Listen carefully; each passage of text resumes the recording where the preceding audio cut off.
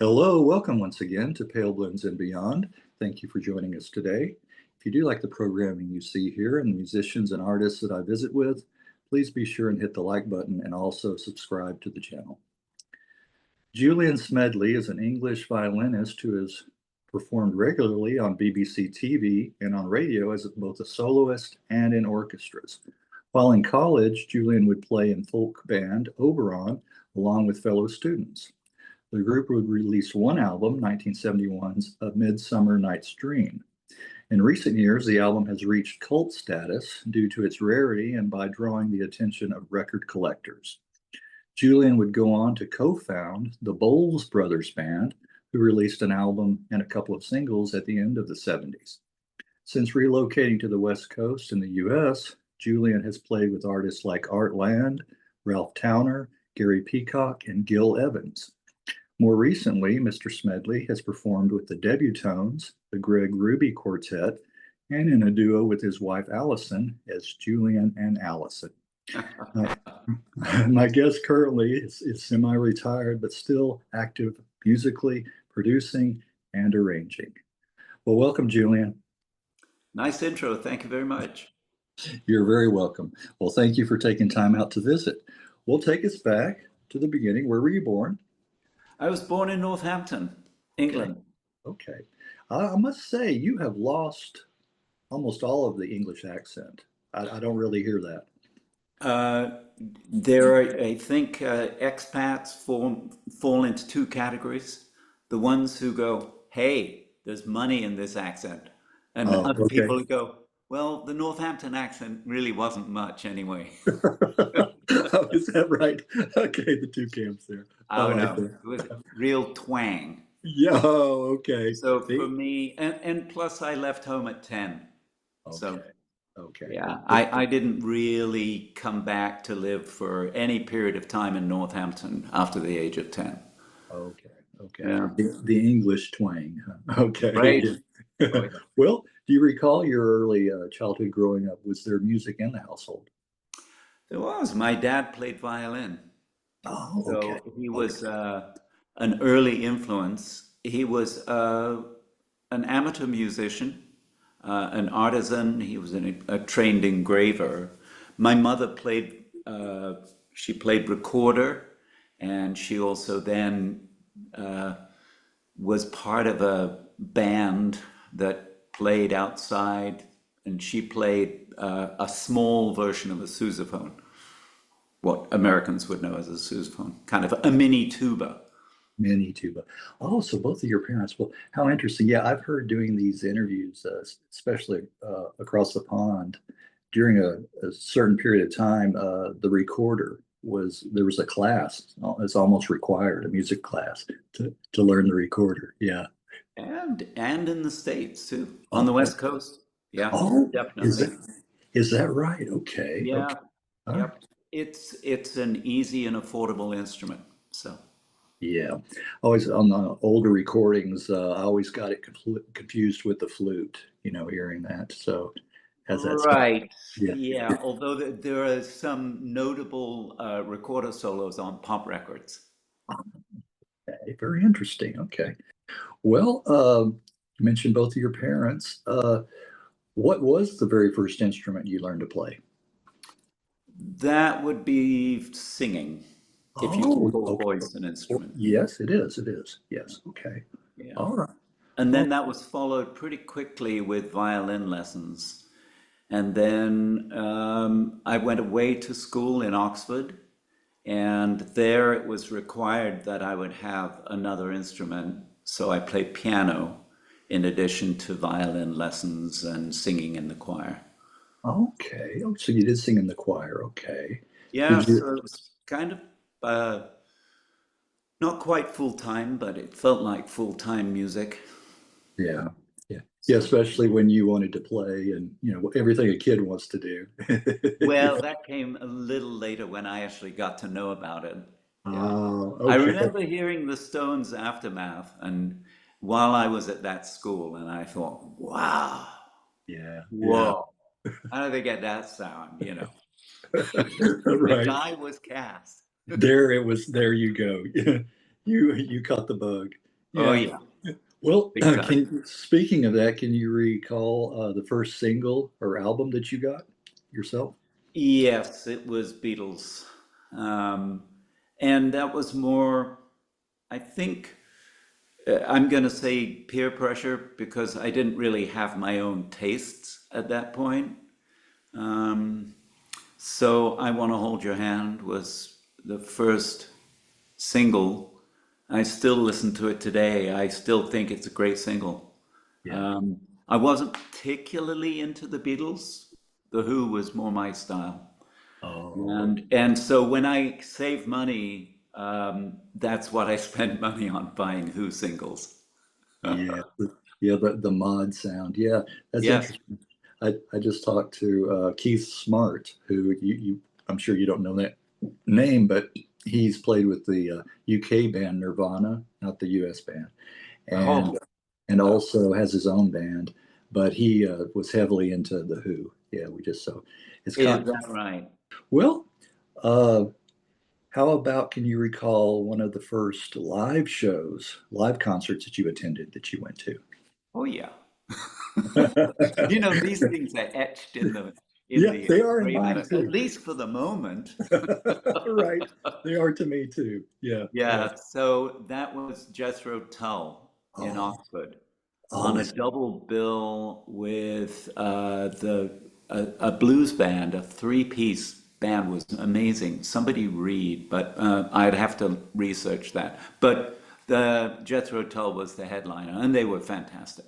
was that the early Jethro Tull, the more bluesy Tull? Correct. Okay, okay, right, right. Yeah, I like some of that material too. Yeah. really great material. And of course, there's Ian Anderson playing Yes. flute on Yeah. one leg. Yes. It was amazing. Yeah. Oh, what a show. Yeah, what a show that would have been. And Yeah. it just carried on, you know. I didn't get to see them after that, but I hear from people who saw them in America, said always great, Yeah. always a great show. Yeah. I think it must have been late 70s when I saw them. The only time I saw them. Yeah, yeah. So my first In the concert, States? yes, yes, here in the States. My first concert was Chicago. That was Oh, 76 or 77, 76, 76, yeah. So, okay. yeah. So, well, talk about some other musical influences for you. Gosh. You know, that is the kind of, to provide you with a decent answer, that would be, you know, do you have a week? Because, well, I say that partly seriously because I do get together with a couple of friends, different friends, different styles of music, and we spend all day listening to music. Oh, And it is just a rare pleasure to be able to do that. right. And early influences were definitely violin centered. So Stefan Grappelli was an early influence.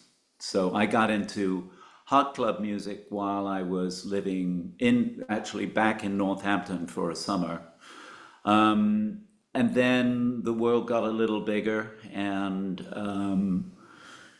you know, many of my early musical influences were pop artists or what were considered pop artists to us. So Hendrix, Cream, John Mayall, blues bands. Um, but more recently and more lastingly, I would say that I have as many recordings as I could find of Keith Jarrett and the trio. Oh, okay. Big fan of Keith Jarrett. Was very fortunate to be in the same room as Gary Peacock before he took off to go play with Keith Jarrett. Um, Guitarists, oh gosh, Pat Metheny just did a deep dive into some other jazz. Martin Taylor, love his playing. My good friend Mike Wallenberg, who is no one knows of, but he's a great jazz guitarist. Joe Pass, yeah, and then saxophone players. Goodness, goes all over the map. Really, from the early greats, Pres, to more contemporary people like Robbie Coltrane. And it's been a while since I've been out to hear a saxophone player per se. But yeah, so those are few of the influences. And you know, it kind of goes all over the map because I listen to a lot of classical music now Yeah. and have done for quite a while. Never lost on me that there's 100 people making that music, you know, or around it. It's a large number of people, and for that large number of people to sound that together is pretty Yeah. amazing. Yes, that's always fascinated me too, about an orchestra and how the timing has to be impeccable. I mean, I don't know if you get all of those people in in sync like that. Yeah, it's wild. I know it's just a long way away from our garage band. Right. We'll talk about that, your first band. Were you in a band prior to Oberon? I was not. That Okay. was the very first band, and it Okay. was formed at the school I was at the time. It was college, a private school, and lucky enough to be in that band. And we really didn't do, I didn't do much live playing. The rest of the band actually did an amount of live playing, but I had associations with them then, and we are also in touch. I'm in touch with one of the founders, Jeremy Burchell, who played bass and sang. Charlie Seawood, I haven't seen in years. He was the flute player and one of the main writers. His son plays in a group called Glass Animals, who are fairly big on the college circuit.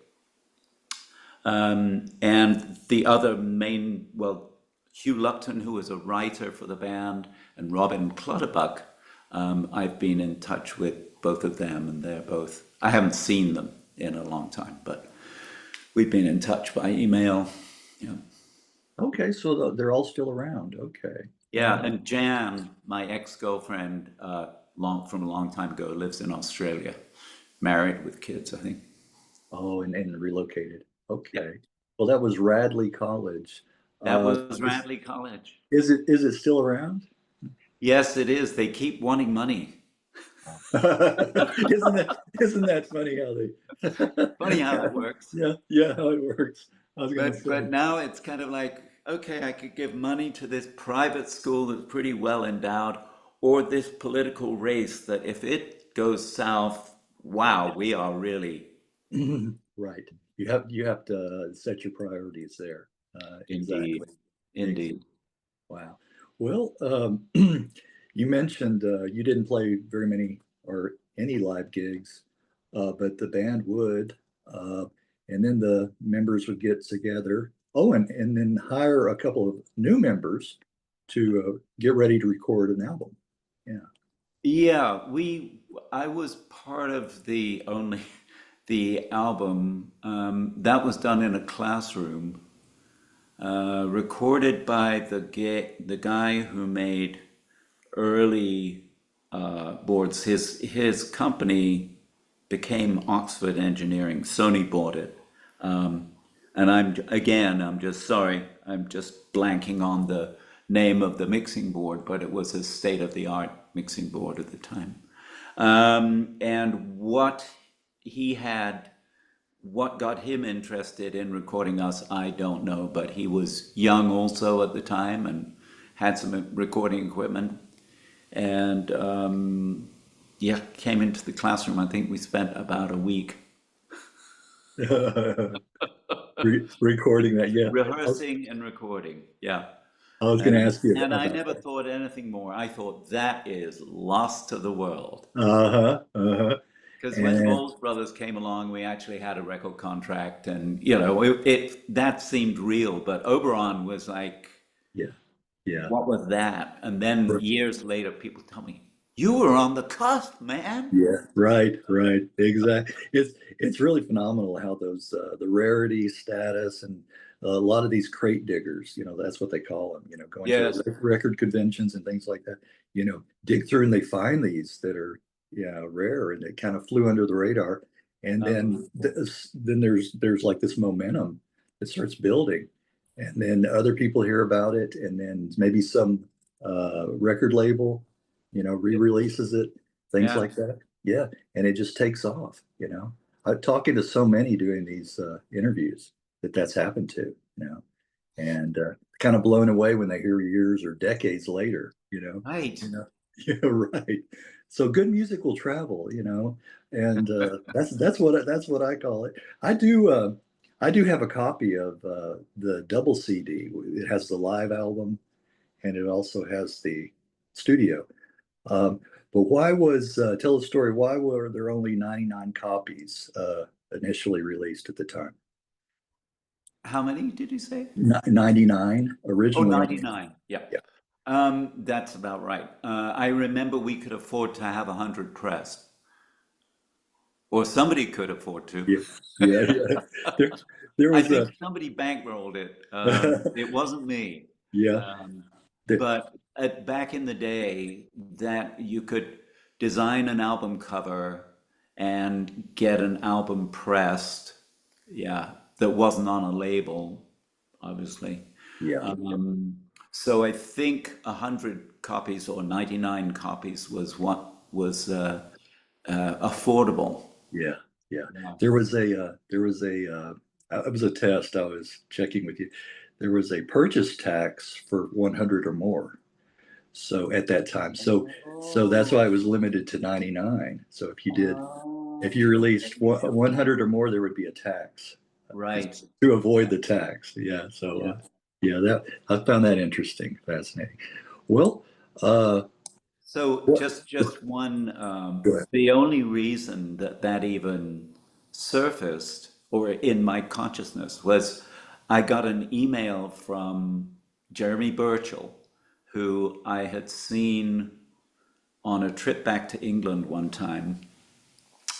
And he said, you'll never believe this, but our LP is selling in Japan for $150 Yeah. or 150 pounds per copy. I Yeah. went, you're shitting me.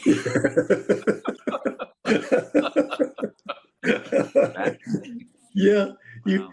you didn't think you would ever hear back on that album, hear anything. No, Yeah. no. Yeah. Although I think I kept my own copy, which I colored. Robin did just such a beautiful Oh, I job love on it. that. I And love by the way, the most people mispronounce the title of that LP it. Okay. because in a little quirky thing, they decided to call it a midsummer's night dream. Midsummer's Night. Yes. Yes. I know. Switch. And I kind of, okay, most people are not going to get that. No, no, no. But at the same time, by the Yeah, same token, right. It's there's, it's it's been switched over the yep, years for different titles. Yeah, of course. the Yeah, S in both places, exactly. yep, Yes. yep. Well, Shakespeare would be rolling over in his grave. Right. Yeah. Oh, that's funny. Well, well, Oh my, yeah. the do you recall at the time, was there any response, reaction to the album? Did you hear anything? Do you remember? No, not immediately. Okay. It was literally 30, 40 years afterwards, Yeah. where all of a sudden we were contacted by a company that was doing compilations, and they put us on a compilation, Yeah. Dust on the, whatever that was called. I've got it here. Dust on the Nettles. Dust on Dust the on the Nettles Yeah. 1 and Dust Yeah. on the Nettles 2. Yeah. And there we were, along with my heroes, Yeah. Fairport Right. Convention Right. and Steel Right. Eye Span. It's like, Right. whoa, Yeah. okay.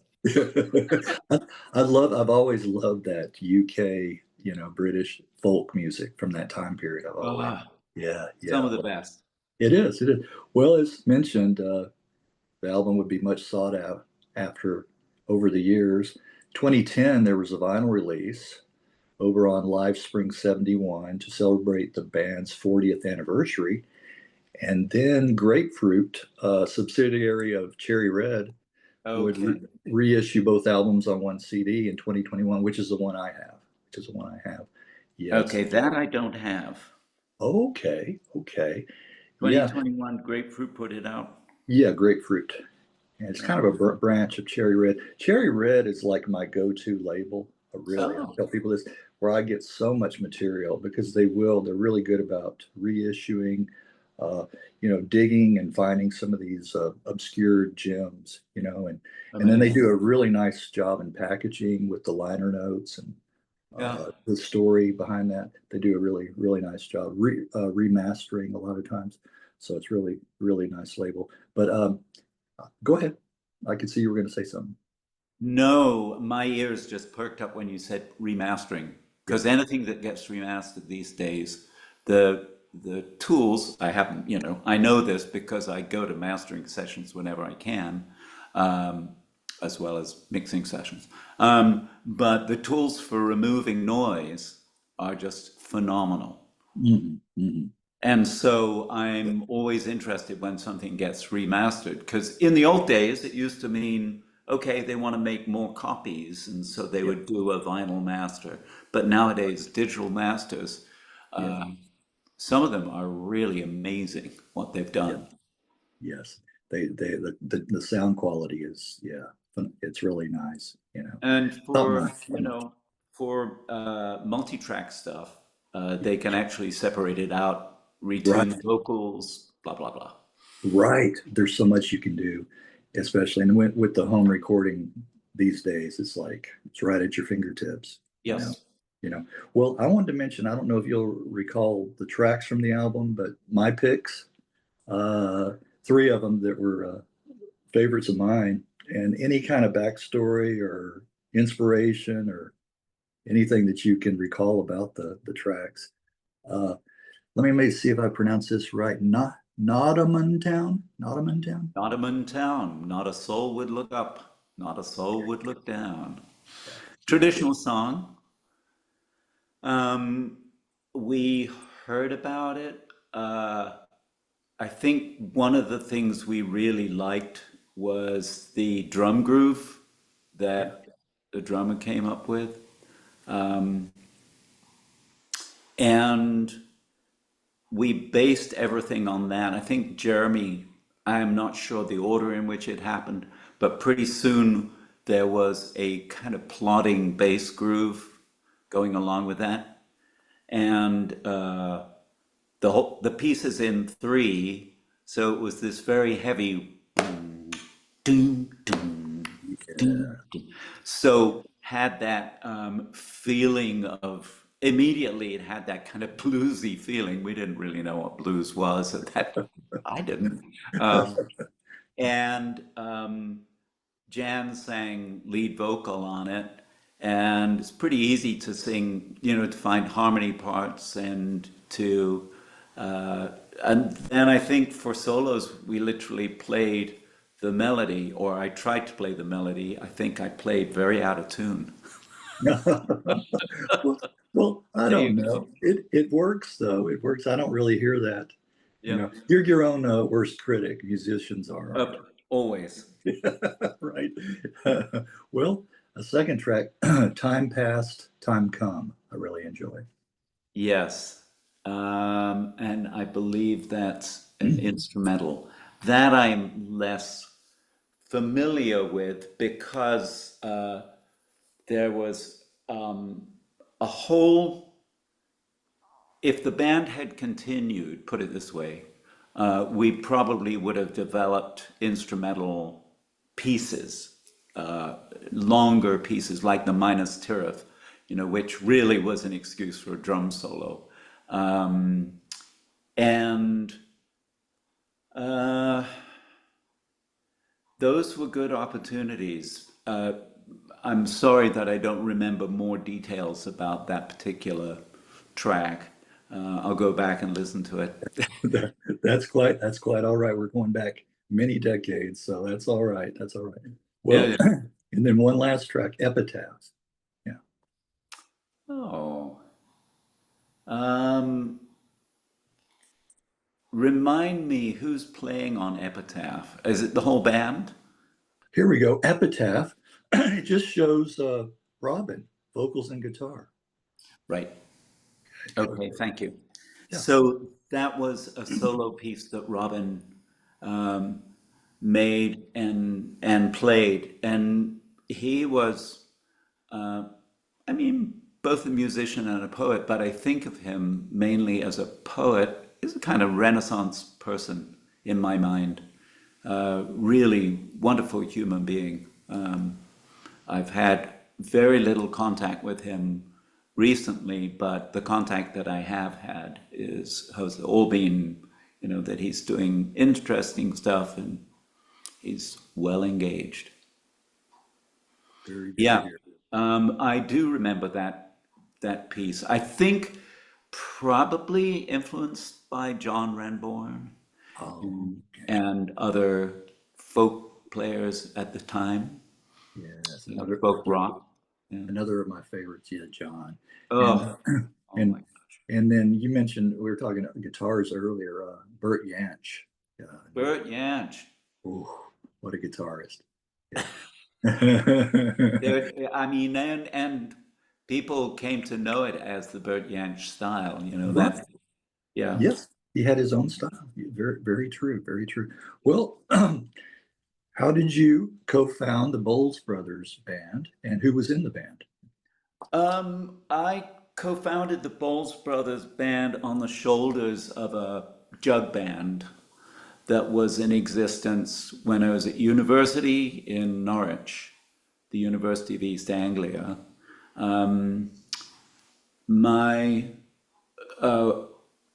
In the place the student housing that we were living, right across the hall from me was a guy who was playing Dan Hicks, David Grisman, some of the old Jim Kweskin. He was playing Oh. some of the old, uh,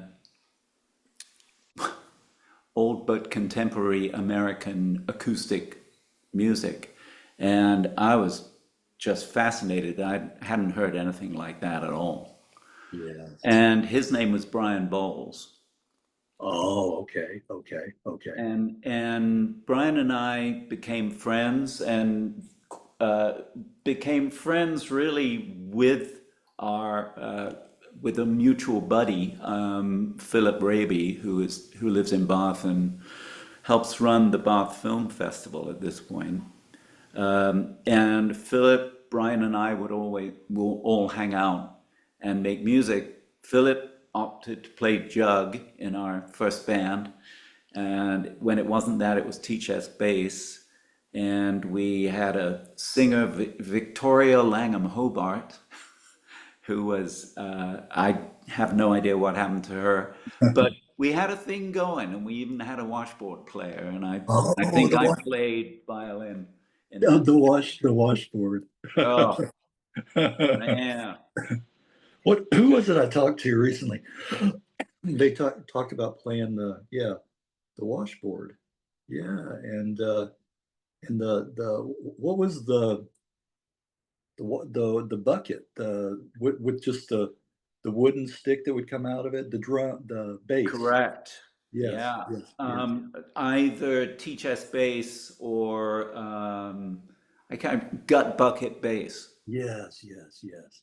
That kind of There was stuff. I went to a festival in Weiser, Idaho. In Hmm. fact, I've been there, annually, not for the last 4 or 5 years, but before that, I was a fairly regular attendee. Alison and I, my wife and I, would go. Even our kids have been. And there was a guy who played gut bucket bass, Okay. and he was really good. I mean, Yeah. he actually was getting great pitches out of that. For a lot of that music, it was the thump at the bottom. It supplied that with a semblance of a note. Yeah, yeah. Um, but that instrument, we didn't have the luxury of one of those metal buckets, which actually has a much better sound than the tea chest. So Philip played tea chest bass, and we played a few gigs around Norwich. I think that was it.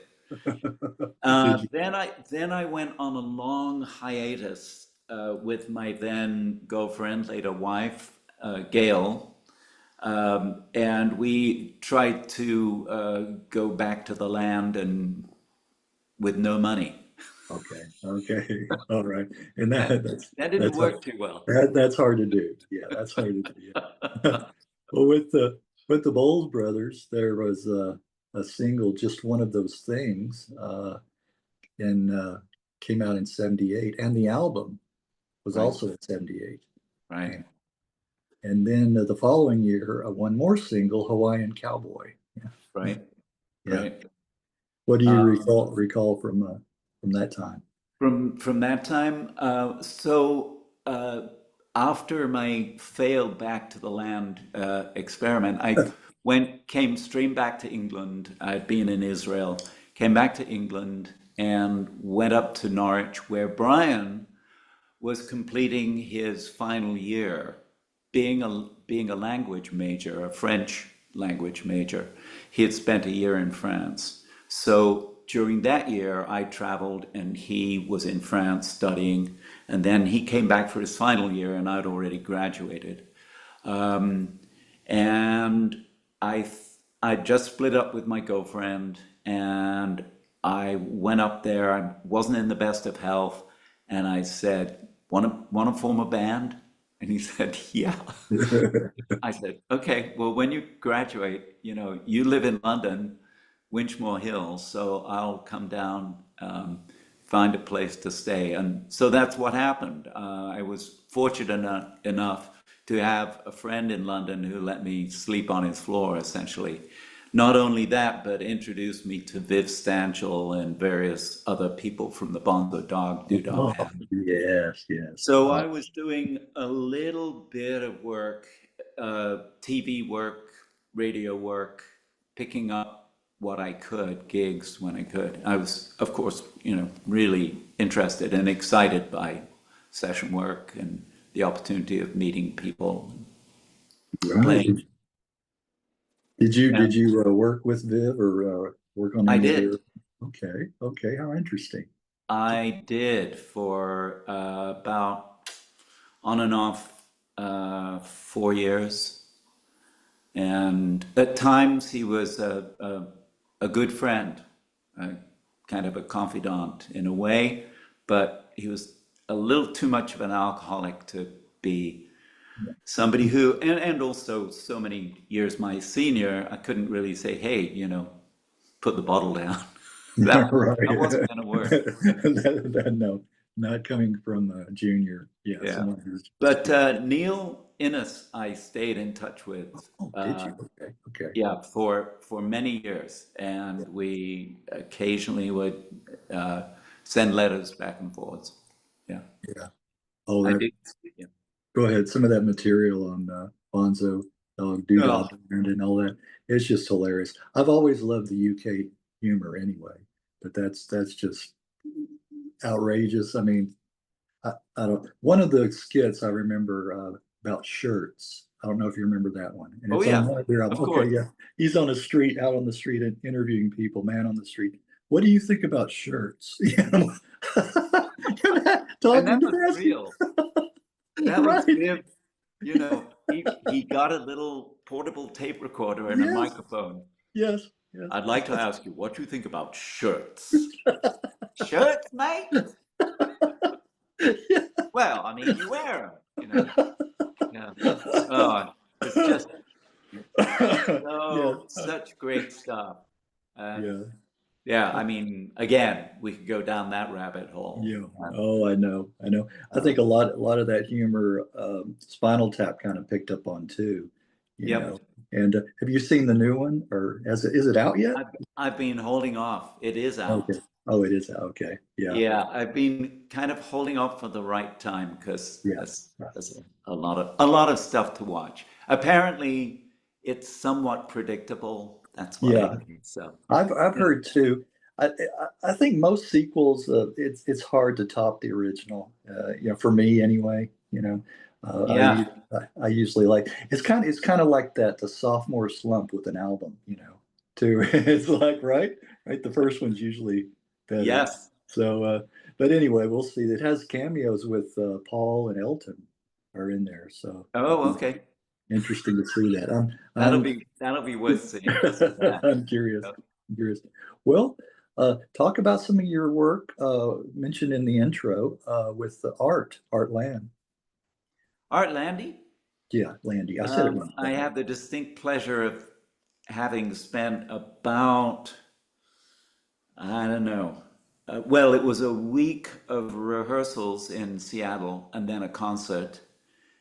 And I just knew about him. After that point, he was kind of, oh, well, this guy's really interesting. He was living in Switzerland at the time. So this is after Rubisa Patrol. And I don't know if you know about that band. No, tell us a little bit about that. Okay. Let's see who was in Rubisa Patrol. Glenn Cronkite and Art Lande, and I'm not quite sure who else was in that, but a Bay Area kind of jazz fusion band. Very interesting. Did some really great work. Recorded. I'm not sure whether they recorded for a label. Yeah, I just have to do some digging to find that out. Anyway, Art Lande became, I think he moved to Switzerland, but he would come back to do mostly jazz workshops. Okay. And the concert with him was extraordinary because he was very much, I don't know if the term open ears musician, but it meant that, he wasn't locked into playing solos over changes necessarily. He was really listening to everything that was going on around and drawing on that to make music.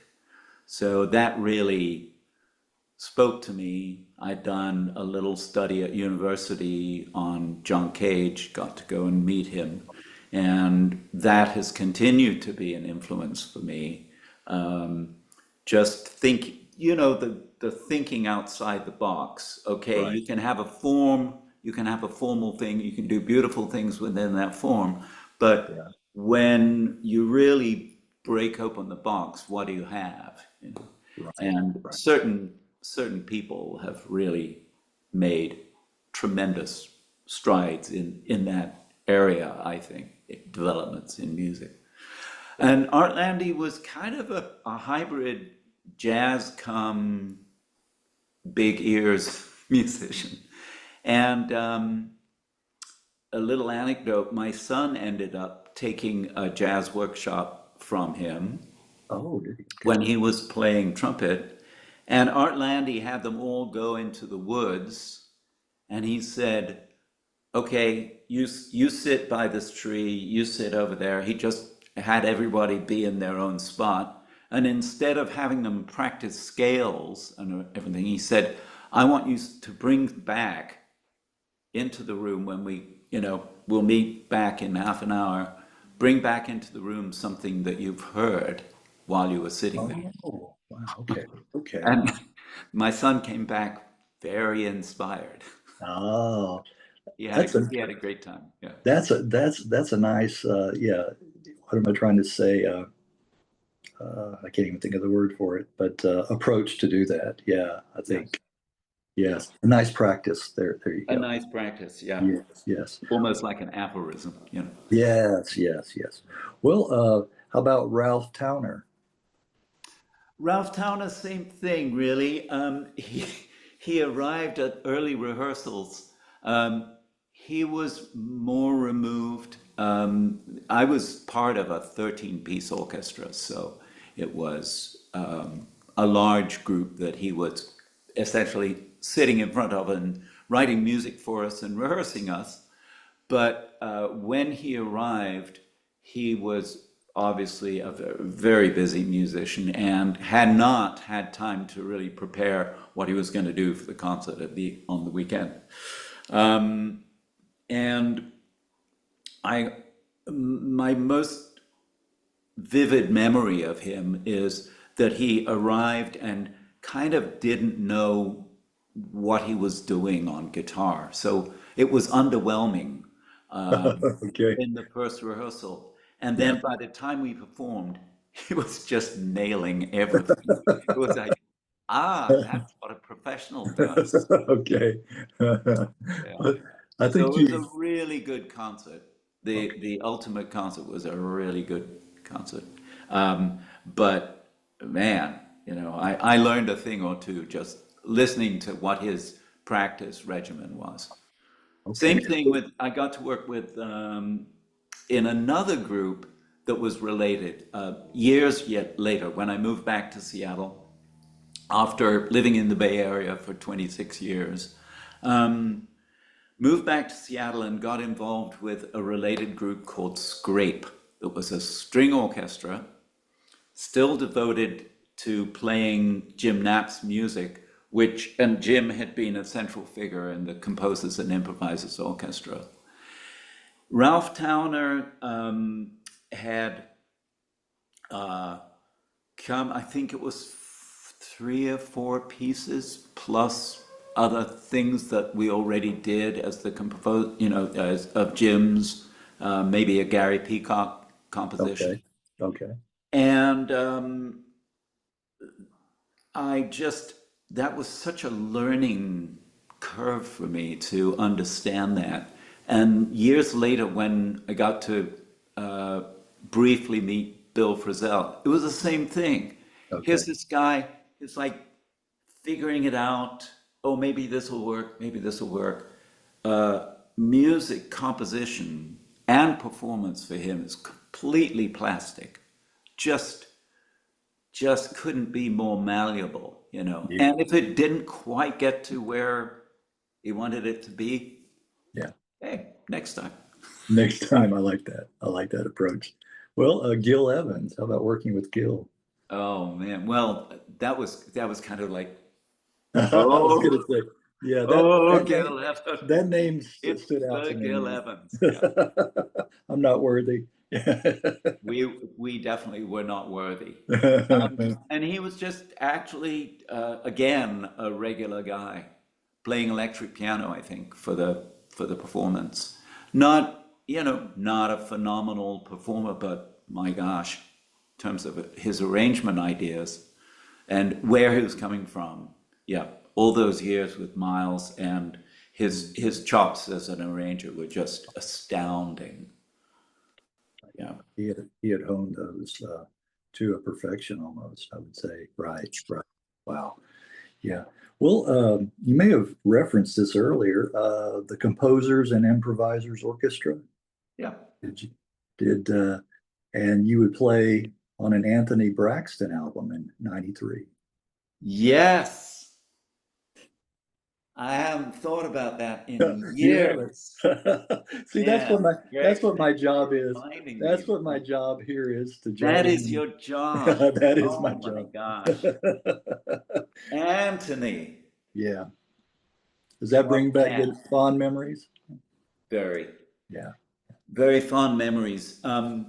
He was actually, I had 3 intersections with him. There was that week, which was absolute chaos. He being he took a very mathematical approach to this particular form of composition. And I think I came to the realization midweek that even if we played it right, he wouldn't know what it sounded like.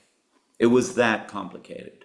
I mean, there were 16th notes in groups of 15. So you're supposed to play a group of 15 16th notes in the space of 16. Right. You know, that kind of precision was just, it was beyond all of us. However, what we did was we worked really hard and devoted ourselves to getting as close as we could to his vision. And the performance was pretty outside, you know, definitely not changes, all kinds of things going on, textures. Fast forward a little bit to almost the last year I was in Bellingham, I think. And he came up and he did a solo show, just saxophone, in a auditorium. And it was one of the most stunning things I'd ever heard anybody do. I mean, of course, it's courageous to stand there with a melodic instrument, not even a chordal instrument, not Joe Pass. You know, he's not going to go, okay, here's my arrangement of blah, blah, blah, you know. And it just blew me away because he was so confident in what he was doing as to create a complete mood for the audience for the whole evening and shape. Right. And that's something when you can do that, right? Yeah. You know, creating the mood like that. Wow. Yeah. And I'm sure the audience was just enwrapped. Yeah. We were. Yeah. The whole performance. Wow. Wow. And then later on, I remember he became director of music at Mills College in California. And did I get to see him then? I'm not sure I did. I was just aware that Anthony was there. He was a really nice man. He was a very gentle soul. He was very interesting. I mean, I think he probably was a brilliant mathematician. Yeah. At one time. Yeah. Yeah. Yes. Yeah. Well, who is Kyla Flexer? Kyla! You would play on the 95 album Listen by Yep. Kyla and Third Ear. Yeah. Man, you've done your research. I Yeah. am so impressed with you. I tried. Um, I tried. Kyla is still lives in the Bay Area. I just got an email from her. She plays in a Middle Eastern, Persian, Greek. I can't. It's too limiting to say exactly what their genre of music is. But she plays in a group called Teslim, Teslim. Oh, you probably have that in front of you. And she and I occasionally will be in touch. My daughter lives in the Bay Area and she works at a venue called the Freight and Salvage, or now it's been rebranded as the Freight.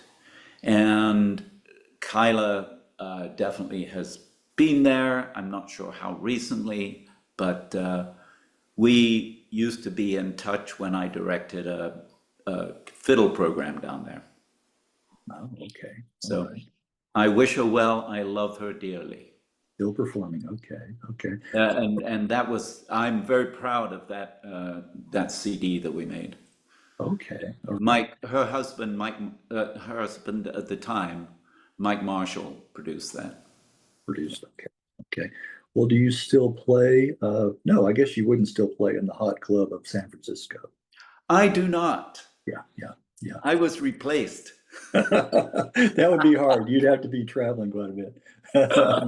Yeah. Yeah. Did How some was that? traveling with them. Yeah. Paul, I've seen Paul fairly recently. Again, he and my daughter worked together. They helped to put on a weekend of Django music at the Freight every year. Django. Yeah, so my hero actually replaced me, Evan Price, who is one of the swinginest, best fiddle players on this planet. Really, He's kind of right up there with Tim Kliphuis and other luminaries. Yeah. Okay. Are you a fan of Jean-Luc Ponty? When he was alive, yeah. Yeah. Yeah. I was blown away with he had that little spell in Mahavishnu Yeah. Yeah. Orchestra. Right. I got to see them live. Oh, you Got got to to see see that that. live.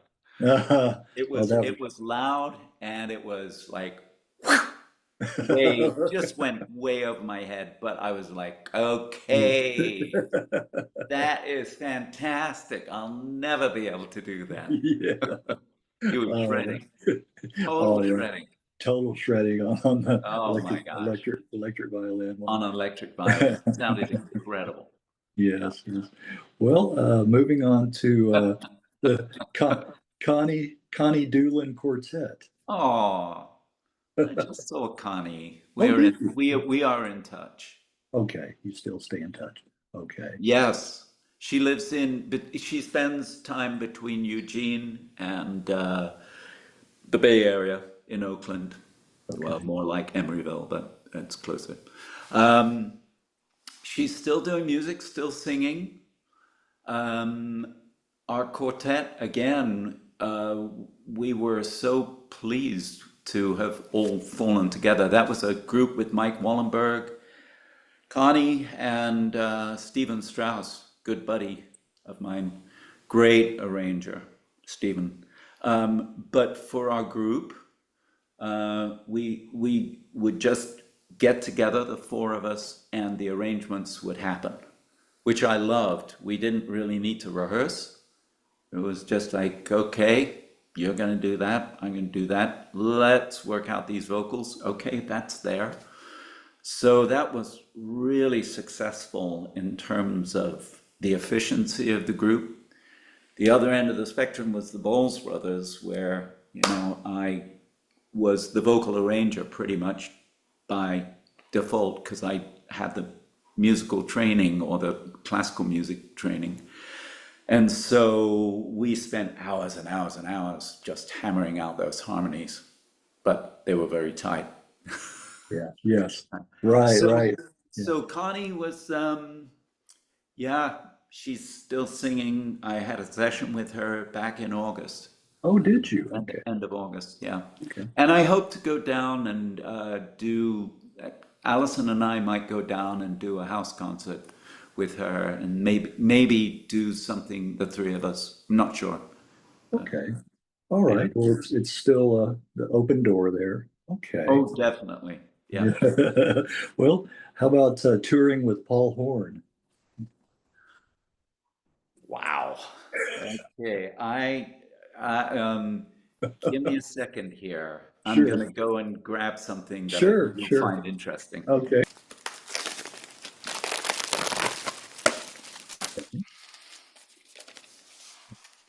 Oh, look at that. Inside Italy.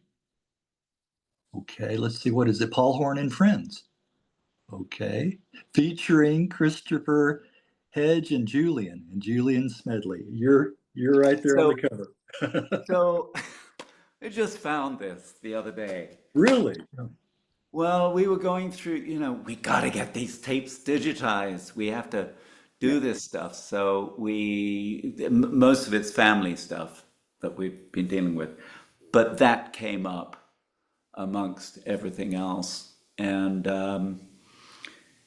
oh my gosh, working with Paul, that's like working with a guru. I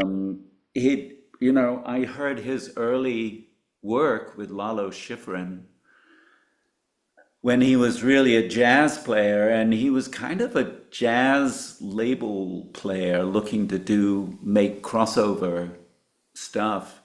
And I don't think he ever really got to where he wanted to. I think he lived a very successful life, but when he adopted the whole New Age thing, and then he was really on the cusp of the New Age, with Windham Hill Records, that was going strong, I think. And Paul was taking the approach of playing solo events inside buildings. So the Taj Mahal was the first, and the pyramids may have been the second. And at the time that I knew him, he had moved up to Vancouver Island and was living with Anne Mortefi, who was his life partner after that time. I was in the Bay Area and working with Chris Hedge, who's also a main figure in all of this. And Chris was a good friend of Paul's, would have Paul come down. They would visit, Paul would record, Chris would use it as samples for his compositions. And we did let's see, I can't remember whether we went to Italy first and then did a little tour, mini tour of the Southwest. But we were at some point in New Mexico, in Taos, in Santa Fe, and did some concerts there. But the most memorable, and we went to Hawaii together and played there. But the most memorable was that film in Italy. Yeah. For sure. And Paul was, I don't even know how to describe him.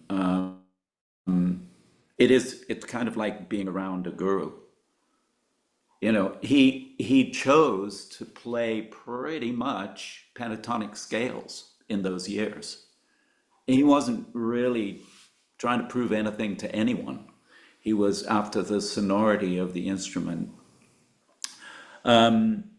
His work at Canyon de Chelly and with the orca whales was, I think at the time it was groundbreaking that humans could, I mean, Canyon de Chelly was a whole other thing.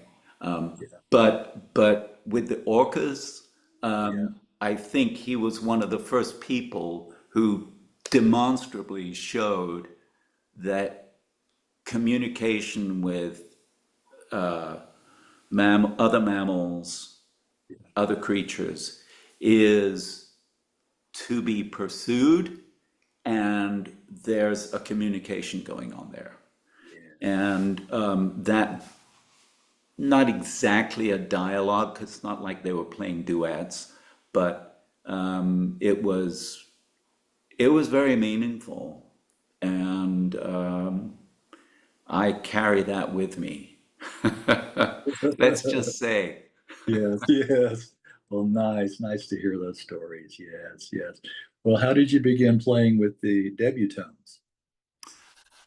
Debbie called me up when I moved to this area.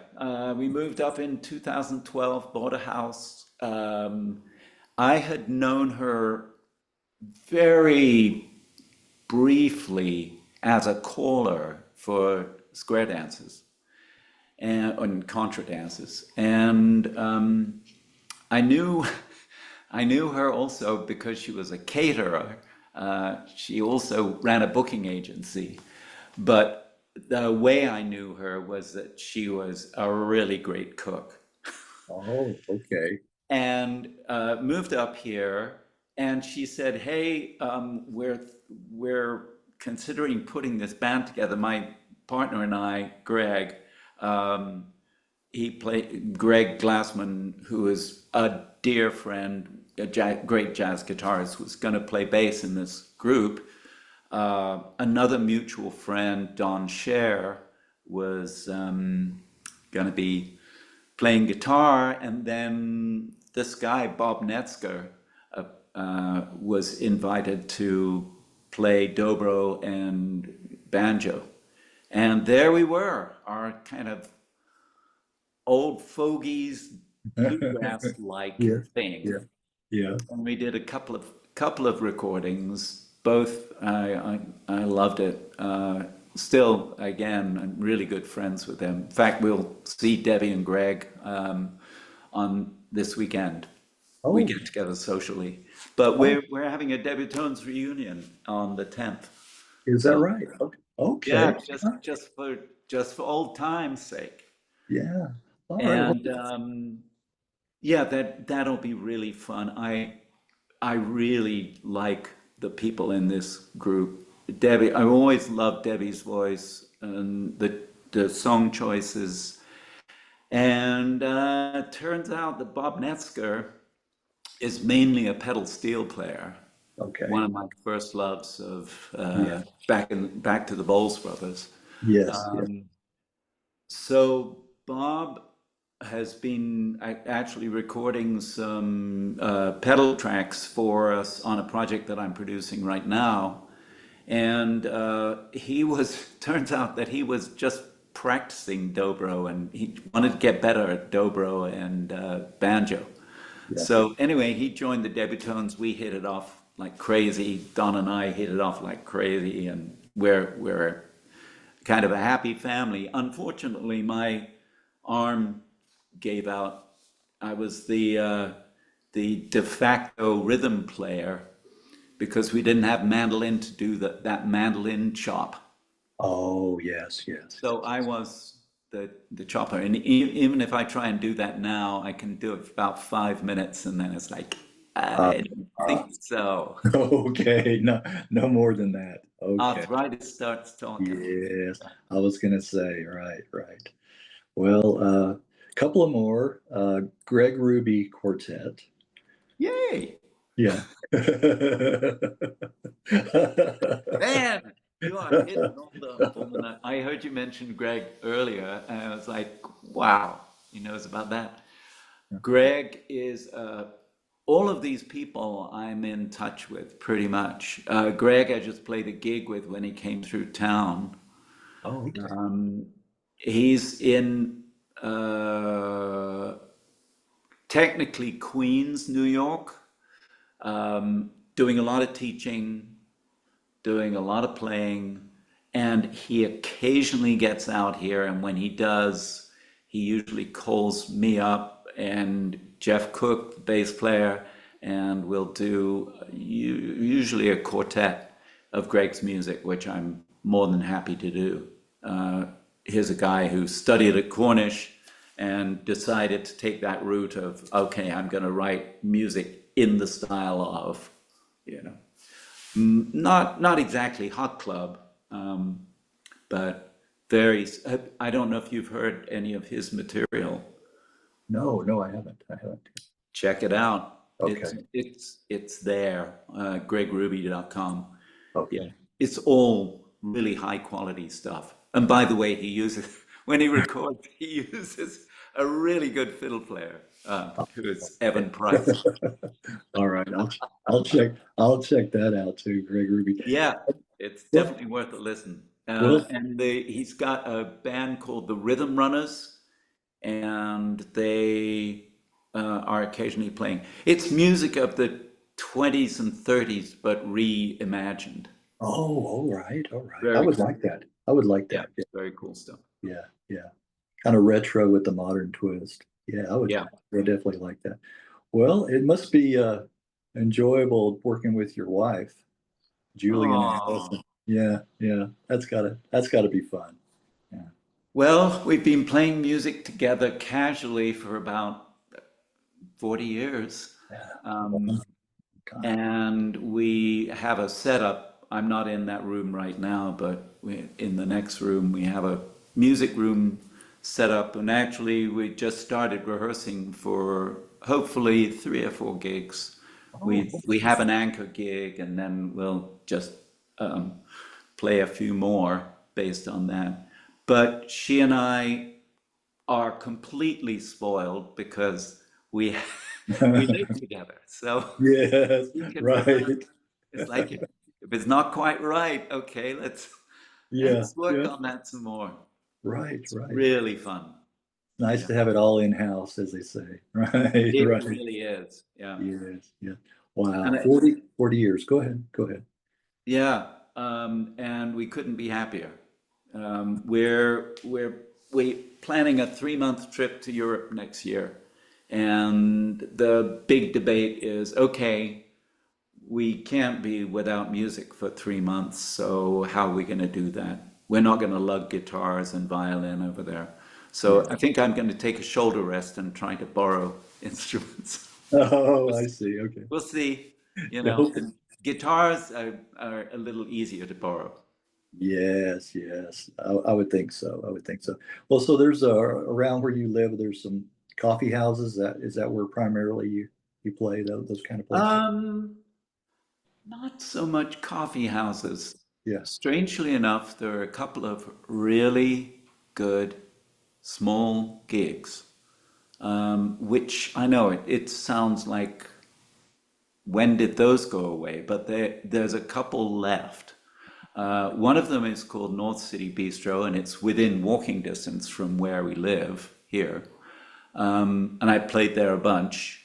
I'll be playing there with a string trio, which, by the way, if you, I should send you a link to the band camp for Oh, yes. our string trio, which is really fun also. Okay. The violinist from a band called Pearl Django, and a cellist who is just an extraordinary cellist, but he's a unsung hero.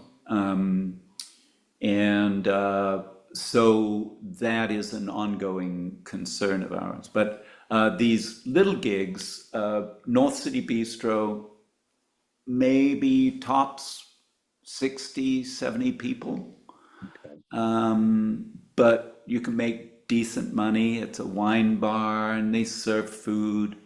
And then the other gig is Egan's, and Alison and I have mostly played Egan's. We Yeah. have played North City Bistro a little bit, but we prefer to play at Egan's. We're really good friends with them, and we always do it as a benefit.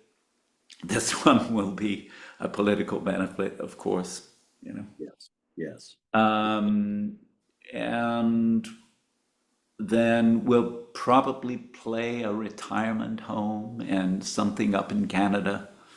Yeah, that's what we're Oh, hoping. House yes. concert up in Canada. Yeah, Oh, yeah. Those house concerts are nice because they're intimate. they are. Yeah. Yeah, Yeah.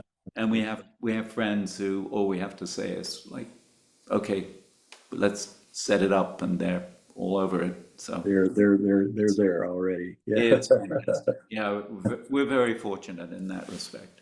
Yes. Yes. Very nice.